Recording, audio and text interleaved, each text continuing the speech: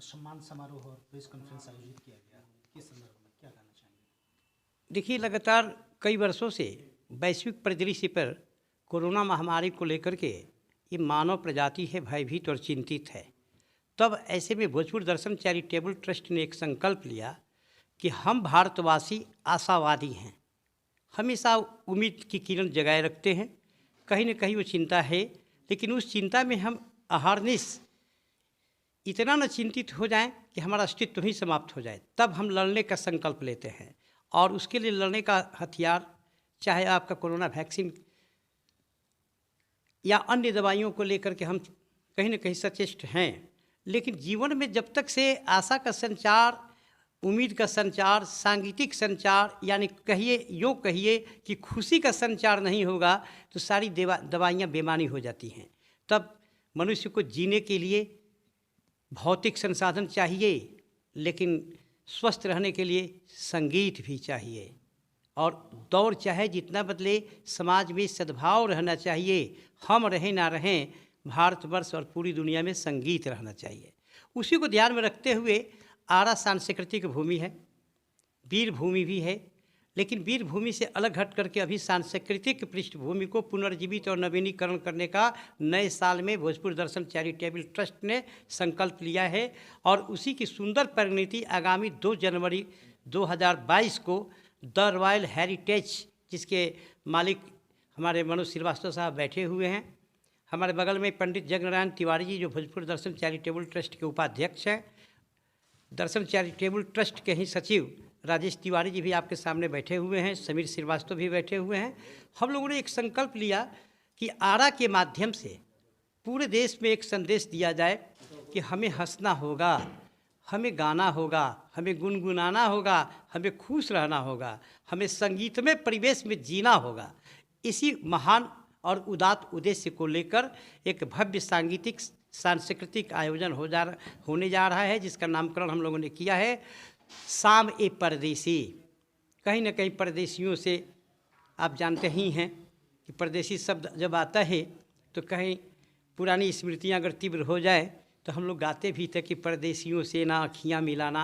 लेकिन ये आरा वाले आँख मिलाएंगे, आगामी 2 जनवरी को मिलाएंगे, जब आरा की धरती पर मोहम्मद रफ़ी साहब के बेटे शाहिद रफ़ी आएंगे, अल्ताफ़ रजा साहब आएंगे, आपके दिलीप यूसुफ जमाल शेख साहब आएंगे, और कुल मिलाकर के आरा की इस सांस्कृतिक धरती पर एक सांस्कृतिक महाकुंभ आगामी 2 जनवरी को होगा। और उसका मैसेज यही होगा कि हम नए साल का स्वागत शानदार तरीके से आगाज करेंगे नए साल का, कि खुदा सलामत रखे आपको गम की परछाइयों से, नया साल मुबारक हो आप सभी को दिल की गहराइयों से। बहुत बहुत धन्यवाद। बहुत धन्यवाद आपको।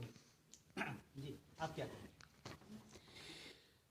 नए साल 2022 के अवसर पर भोजपुर दर्शन चैरिटेबल ट्रस्ट ने इस ज़िले के ही नहीं बल्कि पूरे प्रदेश के लिए, कोरोना से 2 सालों से लोग उब चुके हैं, उस प्रदेश में देश के नहीं बल्कि हिंदी भाषी, उर्दू भाषी क्षेत्र के जितने देशेज कंट्रीज हैं, सभी के महान कलाकारों का आरा में समागम होने जा रहा है। और उसमें जितने भी इस देश के प्रदेश के नामी कलाकार होंगे शिरकत कर रहे हैं। ये आरा के लिए सौभाग्य का विषय है।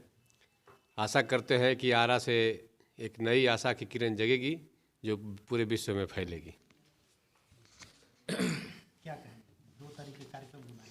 ये शाहाबाद की धरती पंडित सदल मिश्र जी की है, यह धरती भिखारी ठाकुर की है, यह धरती बिस्मिल्लाह खां की है, जो कला के क्षेत्र में भोजपुर शाहाबाद बरसों से अपने एक अलग पहचान बनाई है।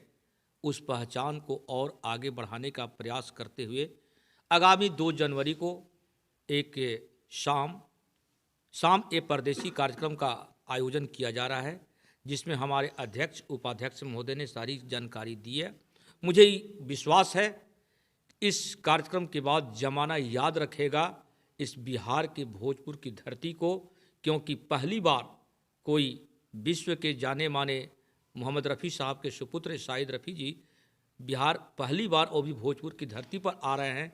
मुझे पूर्ण विश्वास है कि भोजपुरवासी इस कार्यक्रम को अवश्य सफल बनाएंगे और इसमें सारे हमारे जो भी मीडिया कर्मी, इलेक्ट्रॉनिक्स या प्रिंट मीडिया भाई हैं, इन सब का एक अपना अलग उल्लास देखी जा रही है, क्योंकि कहीं ना कहीं यह मीडिया के द्वारा ही यह कार्यक्रम हो रही है। तो मुझे पूर्ण विश्वास है कि हम सभी मिलकर इस कार्यक्रम को सफल बनाएंगे। आपको बहुत बहुत बधाई, शुभकामनाएं। कार्यक्रम की रूपरेखा क्या है? कार्यक्रम की रूपरेखा यह है कि ये सारे लोग 1 तारीख को ही आ जाएंगे आरा में, और 2 तारीख को 3 बजे से सारे लोगों को मंच या हॉल में जहां कार्यक्रम स्थल है वहां पर आने की आमंत्रित किया जाएगा, वो भी कार्ड के सिस्टम से, पास के सिस्टम से। और कार्यक्रम 4 बजे से लेकर 10 बजे रात्रि तक यह कार्यक्रम चलेगा। एक चीज़ और बता दें कि इस कार्यक्रम को सबसे पहले अगर किसी ने प्रोत्साहित किया तो वो है 360 इवेंट। 360 इवेंट ने ही हमको आकर बोला कि भैया जी, चाचा जी, एक प्रकार का कुछ कार्यक्रम किया जाए।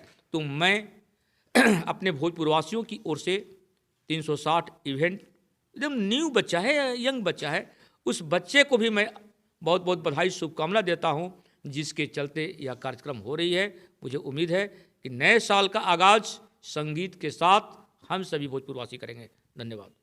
मैं ये कहना चाहूँगा कि जितने भी हमारे गार्जियन और अभिभावक हैं, इन लोगों ने जो प्रोत्साहन दिया और जो सहयोग कर रहे हैं इस प्रोग्राम को कराने में, चाहे भोजपुर दर्शन का सबसे बड़ा योगदान रहेगा इस बिहार की धरती पे। कितना बड़ा प्रोग्राम इन्होंने अपने माध्यम से पूरे मुंबई को आरा बुलाने का जो इन्होंने हिम्मत और जज्बा दिखाया है, ये पूरे बिहार वासियों के लिए गौरव की बात है। और इतना बड़ा प्रोग्राम होने जा रहा है, इसके लिए इन सभी जितने भी गार्जियन हैं सबको तहे दिल से नमस्कार भी है, प्रणाम है। बस इतना ही कहना चाहूँगा। नमस्कार, मैं 360 इवेंट वाले की तरफ से पूरे भोजपुर वासियों को तहे दिल से आमंत्रण करता हूं। 2 जनवरी को आपके सरारा में, चंदवा में, द रॉयल हेरिटेज रिसोर्ट में हम लोग कार्यक्रम कराए जा रहे हैं। भोजपुर दर्शन के सहयोग से और हमारे सर लोग के सहयोग से हम ये कार्यक्रम करा रहे हैं। धन्यवाद।